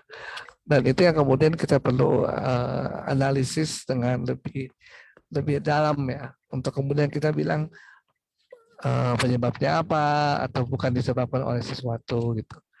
Kira-kira gitu sih. Jadi jangan langsung cepat-cepat bilang oh ini gara-gara ini, oh gara-gara itu, enggak. Kalau teman-teman browsing, lihat ingredients-nya satu persatu, kan nggak ada dibilang bahwa makan salah satu ingredients jadi muntah, nggak ada.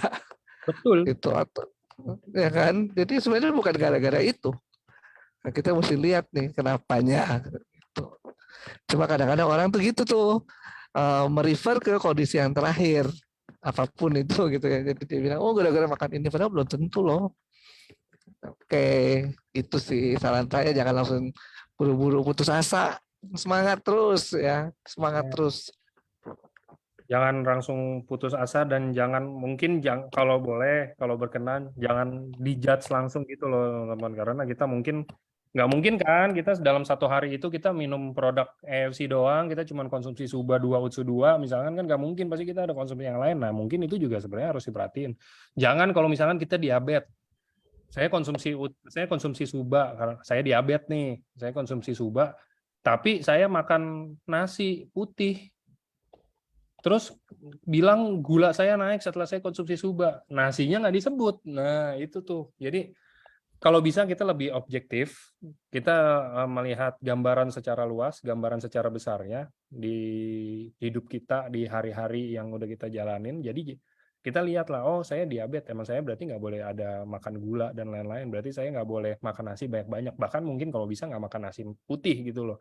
Dan saya udah konsumsi Suba, berharap untuk membantu. Tapi kalau ujung-ujungnya saya makan nasi putih juga, ya mau sampai kapan juga nggak akan menurun kadar gulanya gitu loh, nggak akan lawan juga nasi gitu loh, kita makan nasi yang harusnya kita nggak boleh gitu kan, kira-kira seperti itu. Kalau untuk konsumsi produk teman-teman nggak ada yang waktu yang dianjurkan gimana banget sih. Kita biasa itu anjuran itu karena mungkin lebih efektifnya aja kan. Saya ada pernah ini juga Suba dan Usu. Cuman rata-rata orang juga yang emang terbantu dengan produk, nggak ada yang kayak misalkan harus saya konsumsi malam, saya konsumsi pagi atau apa segala macam gitu, kayak nggak ada. Oke. Mungkin saya nambahin dikit ya. Tadi yang saya sebut bilang kalau kita browsing satu-satu, lihat nggak ada efeknya muntah. Misalnya contohnya kayak gitu. Tapi kalau Anda browsing obat, pasti disebut ada side effect. Dan memang nggak semua orang akan muntah misalnya, atau jadi mual dengan obat tertentu. Tapi ada yang jadi, itu side effect. Dan itu disebut. Ya, artinya kalau memang disebut memang sudah terbukti ada gitu ya. Artinya jadi teman-teman kalau ada efek-efek samping yang kita nggak harapkan tuh seperti tadi ya, kita mesti evaluasi benar kan, dia nggak cuma makan satu macam ini aja seumur satu hari cuma minum Utsu, itu kan nggak mungkin, pasti ada sesuatu yang lain, dan itu mesti kita akses baik-baik gitu. Itu kontrasnya tadi. Kalau obat kita bisa temu, oh ada side effect muntah misalnya. Ya kalau ingredients dari Utsukushi nggak dibilang side effect yang muntah. Gitu. Oke, tambahin aja. Iya, nggak apa-apa dong. Oke, kayaknya udah nggak ada juga yang ini